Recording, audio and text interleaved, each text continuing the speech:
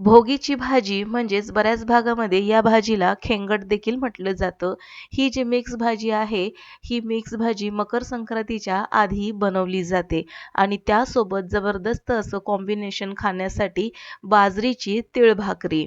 तर ही बाजरीची तीळ भाकरी मस्तपैकी बाजरीचं पीठ मळून गोलाकार पद्धतीने पातळसर अशी बाजरीची भाकरी थापली जाते तीळ लावून आणि छान अशी गोल गरगरीत भाकरी थापल्यानंतर तिला मस्तपैकी तव्यावरती खमंग खरपूस अशी दोन्ही बाजूने तीळ लावून भाजली जाते.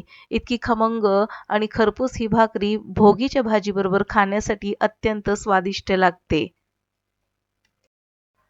तर भोगीच्या निमित्ताने बऱ्याच घरामध्ये भोगीची भाजी आणि बाजरीची तीळ भाकरी ही बनवलीच गेली असेल.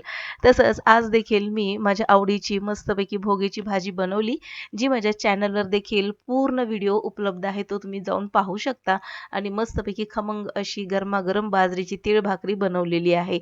इतकं छान असं जबरदस्त कॉम्बिनेशन आहे.